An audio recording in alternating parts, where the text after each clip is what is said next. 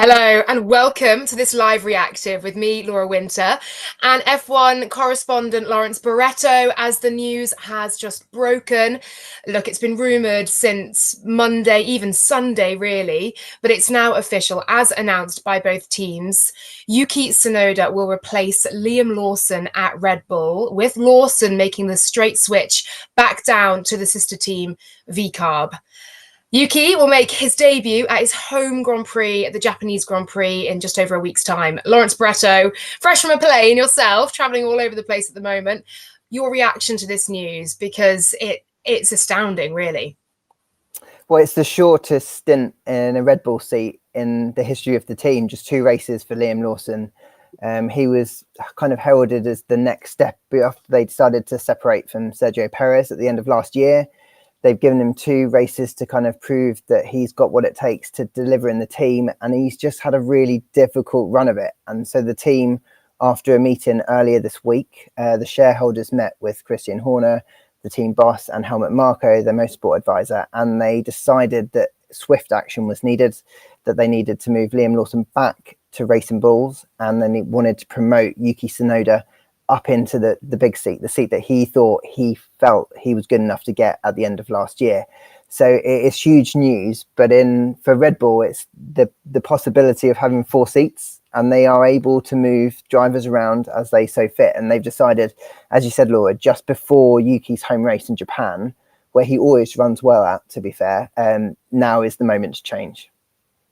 And what's the general noise through the week from the teams that you've heard? Obviously, that's kind of what the chain of events in a sense, but what have you been hearing behind closed doors? So I think it was after Australia that the team, Red Bull, the board, senior management started to consider whether or not they needed to make a change, as early as race 1. And you're looking at a period of time where they would have looked at how he prepared in pre-season, how he performed at Bahrain test, albeit 1.5 days. And then obviously that very difficult weekend in Australia when it was wet. And already then I understand that there were sort of murmurings about whether or not Liam was in a position to get the most out of that car. So then we went to China, and he obviously qualified last in both the sprint qualifying and qualifying for the main race. And that just hasn't happened before for a Red Bull driver. So I think then when the team senior management were talking over the course of the Chinese Grand Prix weekend, and then over the last couple of days, it became very clear that they felt a change had to happen. And then it's not as simple as you deciding that they want to make that change, we'll announce it. Obviously, there's a number of things they have to do. There's paperwork to sort. There's practicalities of content they need to get. Yuki needs to get his suit, the seat fit, all of these things. There's so many things they have to do that they can't, as soon as they decide that they want to do it, obviously announce it. There's various bits to go through. They would have talked to Honda as well. Honda's a backer of Yuki, has been since he entered Formula One in 2021. And is obviously still a partner of the team until the end of this year. So there were a number of conversations practically that had to happen. And obviously they had to talk to Yuki and Liam and break the news to both of them, positive for one, negative for the other. So there was just a number of kind of hoops over the last couple of days.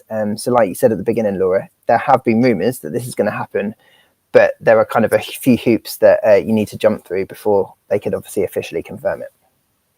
And I think at one time you can be both gutted for a driver and happy for another, and it's basically that what is happening right now between Tsunoda and Lawson. Let's go for Lawson first, because this seems incredibly harsh for a driver in which there were reliability issues and a wet day in testing for him.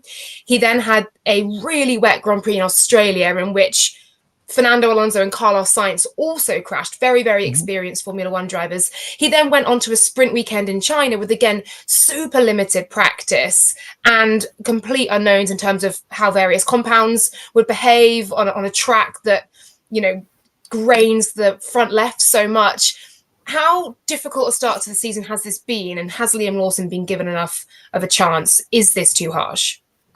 Well, I think the first thing to say is Liam Lawson hasn't become a terrible driver overnight. So, the performances that he delivered over the 11 races across 2 seasons for the sister team, VCARB, are still there, and he is still capable of doing that. And I think when I've talked to his rival drivers, other team bosses, they agree that, Liam hasn't suddenly become a very bad driver.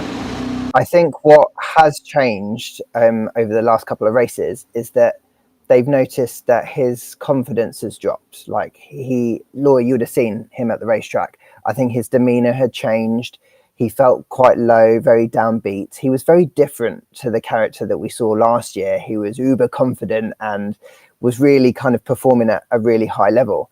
And I think Red Bull could see that that confidence had dropped quite significantly, quite quickly. And I think that is probably one of the key reasons why they would have decided to make the change now and so quickly. I think for Liam, obviously, he's gutted that this has happened. He will still fundamentally believe he's a strong driver, but he will be frustrated, irritated, disappointed that he hasn't had longer to show what he can do. Like we're just seeing that moment that he had in Australia. Of course, it's tricky conditions, and of course it wasn't ideal for it to happen then, but lots of other drivers got caught out. But when you're trying to impress at Red Bull, you don't get opportunities to make mistakes. You just can't afford to do those kind of things. And unfortunately, over the course of 2 races, his performance level has been so low relative to where Max Verstappen is, that they made the decision to change. I think if you were to ask management about the car that they've got, the RB21, they will all admit it's potentially one of the hardest cars to drive in living memory from a Red Bull perspective. So I don't think they're saying that it's Liam's not doing a good job. I think they're just saying that he hasn't done the best job with a difficult car in the way that Max Verstappen has. And so I think they felt that, having stuck with Checo all last year and seen how that kind of didn't work out, kind of given that much time, they probably felt, you know what, we need to learn our lesson here. We've realised that maybe it was too soon to promote Liam. So let's move him back to Racing Bulls. Let's give him the opportunity to show that what he can do over the course of the rest of the season and maybe build his confidence back up. And then give Tsunoda, who has had a stunning start to this year, hasn't got the points to show it, but has been super quick and has rebuilt himself after the disappointment last year. Let's give him a shot. It's an interesting one on confidence, isn't it? Because you mentioned there that Liam's confidence has dropped so much over the last 2 races, and he isn't quite the same driver that we would have seen coming into pre-season testing. This will be an enormous blow for his confidence further. But actually, are Red Bull seeing this as perhaps an opportunity to rebuild that confidence over time, ultimately perhaps thinking this may be a good thing for the driver long term? I think so. I think you're right. I think, they don't want to get rid of Liam. Otherwise, because if they did, they could have just got rid of him completely. They've put him back to Racing Bulls because they believe there is something there, and they can see that mentally he isn't maybe strong enough to cope at the minute with the pressure that he was under. So the best thing to do is maybe go and help him by taking him to the sister team where he'd performed so strongly last season, and allow him the opportunity to prove to them that he has got the ability that they thought he had. Let's not forget that he did that incredible test last year in a Red Bull that was good enough for Christian Horner and the team to say you deserve this seat. So they know that fundamentally he's got the pace there. So in one way, you can see it as a positive thing that the team are trying to find a way to rebuild a driver that they've backed and they've supported. And they feel that at the minute, given how difficult the Red Bull is to drive, put Liam back in the Racing Bulls, see how he performs against Isaac Hadjar. And then at the same time, learn a lot about Yuki Tsunoda and find out, did they make the mistake in the first place and should they have promoted him, into this season? So I'm trying to look at it from a positive perspective, that they back Liam and they'll want him to be successful. It's not like they've got a ton of other drivers coming through their ranks at the minute. We've got Arvin Lindblad, but he still hasn't got a super license. He's only done 1 F2 race.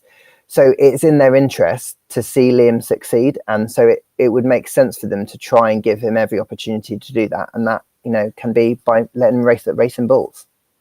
On the flip side, of course, many will see this as an unbelievably harsh move. And we talk about him losing confidence. Well, you could equally argue that Red Bull have helped diminish that confidence over the last 2 weekends. And then with this decision as well, they haven't given him any sort of time. As you mentioned at the start, this is the shortest stint ever. And we're used to seeing pretty savage Red Bull driver switches throughout the seasons. Does this shed a different light, do you think, on Sergio Perez and how he performed in that Red Bull?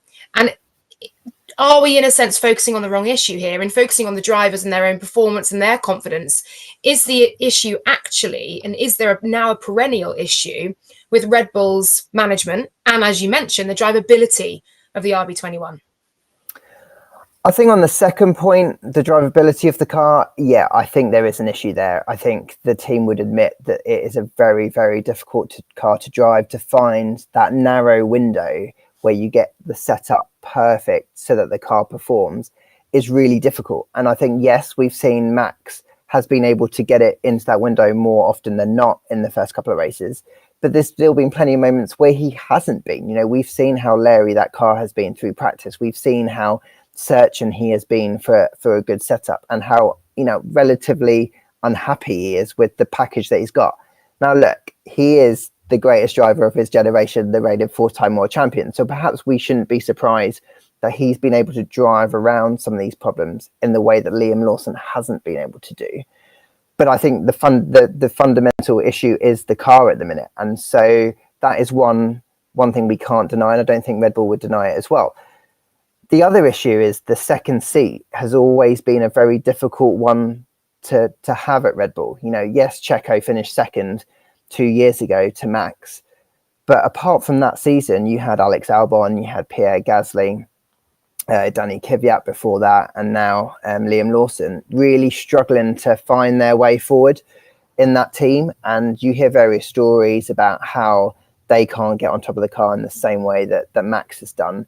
Maybe setups were different. Maybe if they had one aero package that was new, Max would get it rather than the second driver. You know, to be fair, often that happens at many teams. You know, if they can only have one package, they'll give who they perceive to be the lead driver that car. But I do think that the nature of the speed in which they've got rid of Liam on the one side it does show that Red Bull are taking no prisoners. Essentially, they feel they can't afford to waste any time, because at the minute, Red Bull are not performing at the level they expect. You know, they were formerly the reigning Constructors World Champion. Max is the reigning Drivers World Champion. And for them, they should be fighting at the front.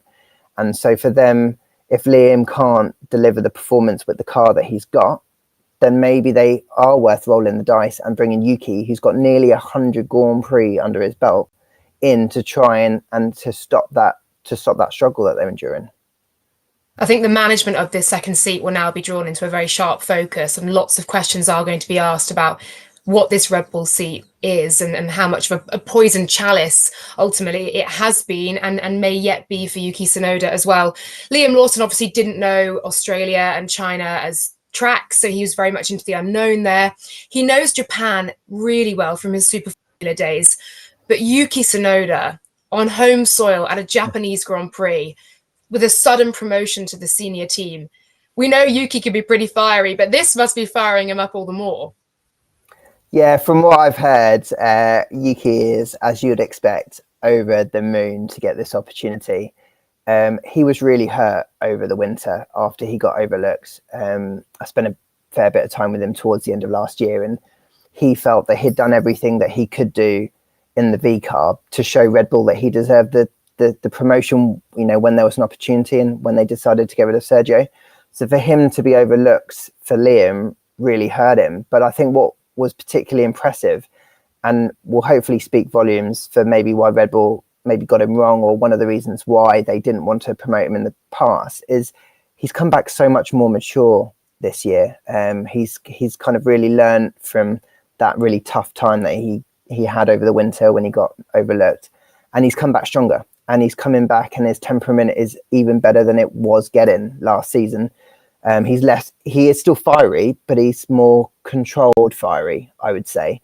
And then the performances speak for themselves. You know, P5 in qualifying in Australia, P8 in China in qualifying again. He got points in the sprint, should have had points in the race in China if it wasn't for the two-stop strategy that the team erroneously put him on and that front wing failure. Should have got points in Australia, but just obviously the weather changed in that last 10% of the race and it kind of put him out. So he'll go there, I hope, with a lot of confidence.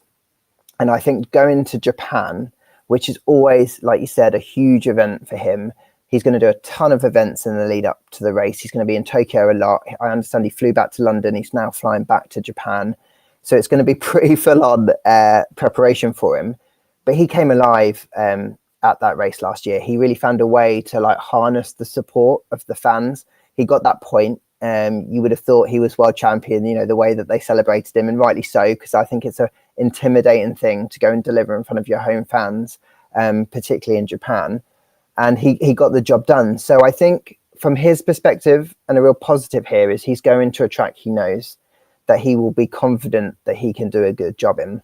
And then you've got another good circuit, Bahrain, that he normally runs well at as well. So I think while it's tough on Liam to miss the opportunity to go to two tracks he would have known, I think it does put the team in a good spot to have Yuki go into a couple of tracks that he knows pretty well, given what he won't have driven this Red Bull yet. You know, he hasn't experienced the 2025 car rather.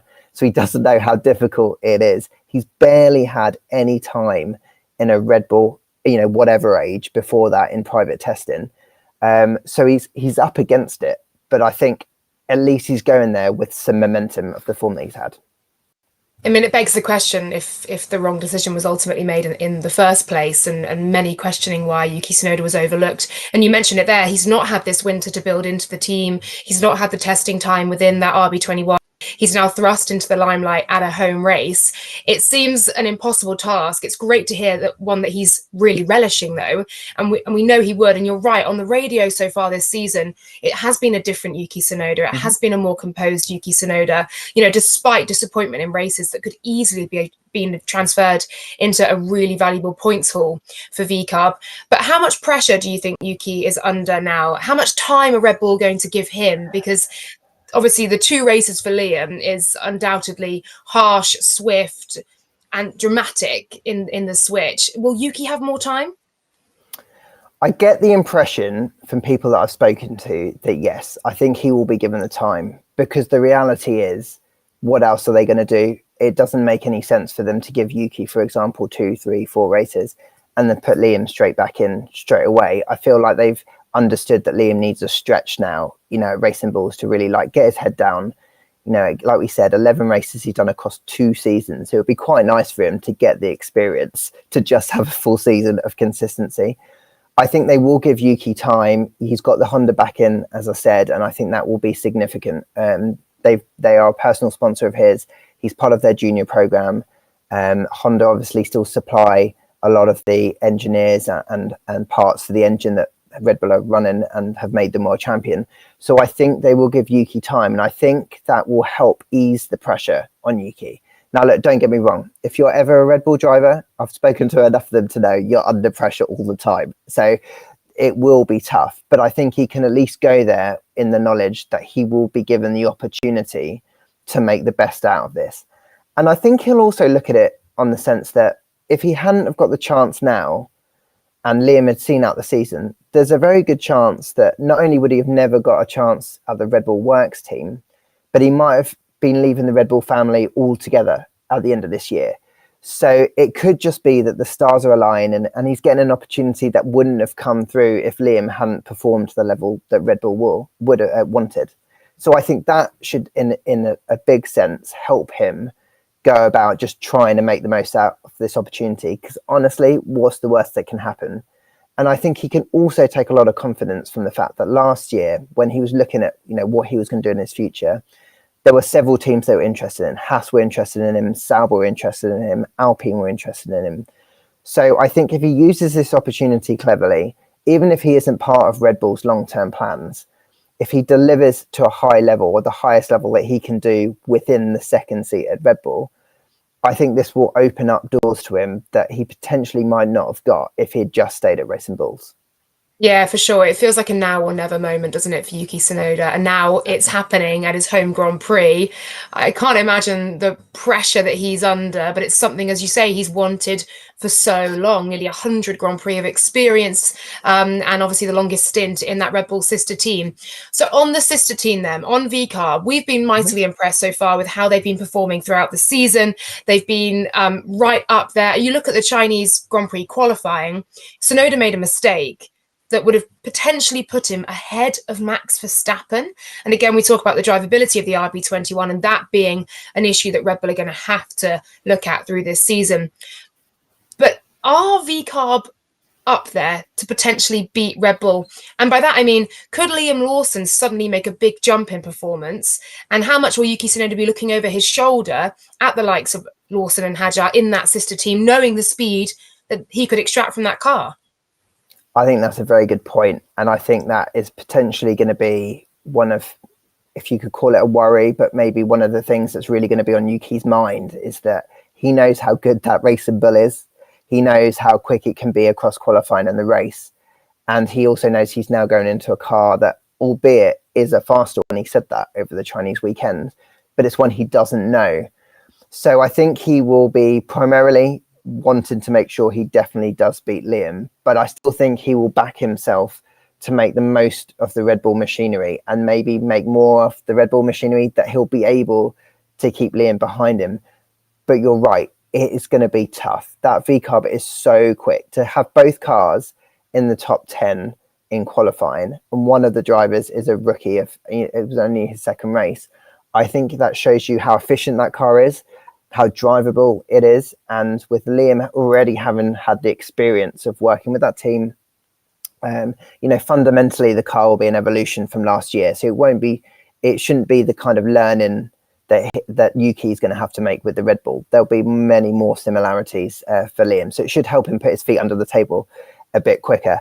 And I think that will be a great challenge for Yuki. But if he can kind of keep his mind super laser focused on just doing his best job, even if he gets beaten by Liam, but he does a good job, I think that will count as a win. So as long as he can do that, and it's going to be difficult because they're racing drivers, right? So they always want to beat their teammate, but he'll also want to beat the person he's replacing.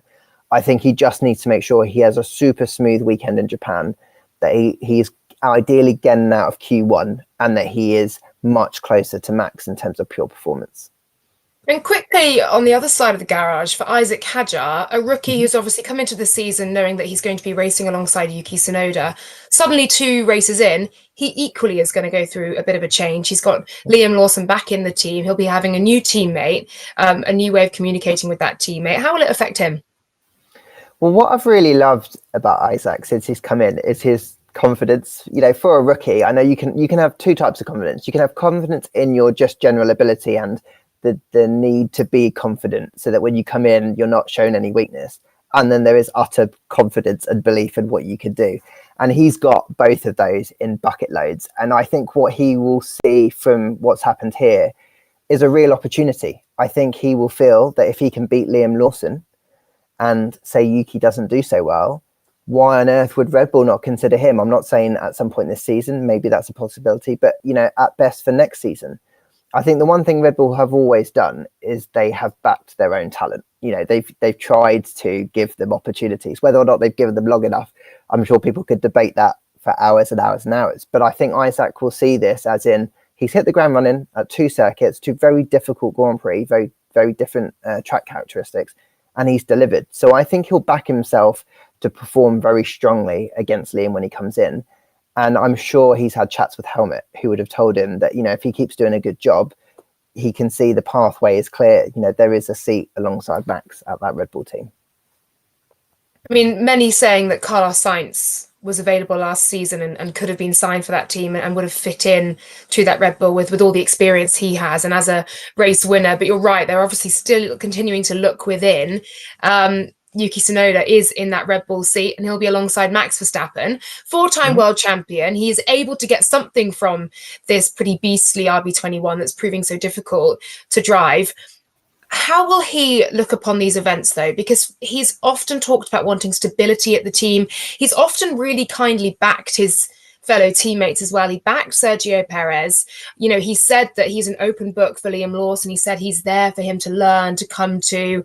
I think we saw in the paddock in China, he had a really long conversation with Liam. I could just see it through the garage as we were wrapping up recording. And he's clearly wanting Liam to succeed and wanting to help Liam in that process. He knows ultimately the decision will be made for the best of the team here. Is he going to be happy with this sudden and quick swap? He wants stability in that team, and this doesn't exactly look like it. I think that you landed on a good point about Max liking stability from a teammate perspective, but I think that is within the prism of, like many racing drivers, I think Max throughout the time with Checo was always quite comfortable that, you know, he had an edge over Checo. I think that's just how he thought. I think he would have thought the same with Liam as well. It will cause disruption. A driver change will do, just because there's someone having to get used to the new ways of working, how, you know, the teamwork as a whole, how Max's side of the garage works. But I think ultimately he will still believe that he's got the edge over Yuki. So from that perspective, it probably won't bother him that much. I think he will probably hope that Yuki is closer to the level of Checo in 2023, you know, when they were when he was fighting for P2 in the Drivers' Championship and they won the Constructors, because the reality is you want the team as a collective to be doing well. Obviously, you want the edge over the second driver, but you want the team collectively to do well. And when you've got a car that's just behaving quite difficult, in a difficult way as it is now, the more feedback you can have that is sympathetic to what the engineers need, the better results that you're getting out of the car, it's just fundamentally going to be better. And so I think, while it's not ideal to have this kind of disruption mid-season, at the minute Red Bull aren't, you know, at the front fighting on both fronts for both championships. They're in the mix, but they're not fighting at the, you know, the sharp end. Why not, you know, roll the dice now, get someone in that, you know, it's a long season ahead. We've still got 22 Grand Prix to go. Why not make the change now? And if Yuki comes in with his experience and starts picking up points, and suddenly Red Bull are back in the fight to fight for the Constructors' Championship.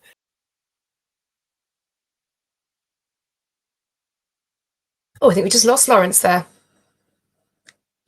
Hopefully Lawrence will join us again in just a moment, but making really valuable points there about whether, of course, Yuki Tsunoda can perform and support Max Verstappen in that bid and against the might of the McLarens for both the driver's title and indeed the constructor's title as well. I was going to ask him, hopefully he pops back in. He's in an airport lounge somewhere in the world, fresh from a trip. So fingers crossed his Wi-Fi picks back up, about the future for Max Verstappen, and of course whether he will remain at Red Bull in a team that perhaps isn't demonstrating it's at its most stable at the moment. Mercedes have been linked. Toto Wolff has made no secret of the fact that he has wanted Max Verstappen within the Mercedes family in the past. He now has an opportunity. He did say, of course, though, Lawrence is back, that he's got two brilliant drivers he wants to keep alongside him. I'm just talking, Lawrence, while your Wi-Fi had a little moment, just about Max Verstappen's future and the fact that Mercedes have been linked, equally Aston Martin, obviously the destination of Adrian Newey, has also been linked. Do you think this could be a bit of a word we keep using at Red Bull? I think for Max, I've always felt that all he really cares about is having a car that can win. And so I think that regardless of everything that's going on at the minute, he must be considering what he wants to do in the future based on the fact that at the minute McLaren are front runners. You know, Merc looks strong, Ferrari looks strong. Red Bull just aren't the team that they were a couple of years ago. So in isolation, I'm sure he's thinking about that anyway. Also, in the last couple of weeks, the rumours continue to swirl that he might move to Mercedes. You know, Toto has been chasing him very publicly for a long time. I know he said recently that he's very happy with his driver lineup, but, you know, it must be very difficult for a team to turn down Max Verstappen if he ever becomes available. So I think that the driver situation probably won't fundamentally make an impact on Max's decision to leave or not. But I think that obviously the instability within the team and another change, whether this is a driver one, there's been technical changes over the last couple of years, it is another change. And so it will all fundamentally come down to whether or not Max has belief in the Red Bull Ford powertrain that they'll introduce next year, whether or not he has belief that they can get on top of the car that they've got now aerodynamically, without Adrian Newey, of course.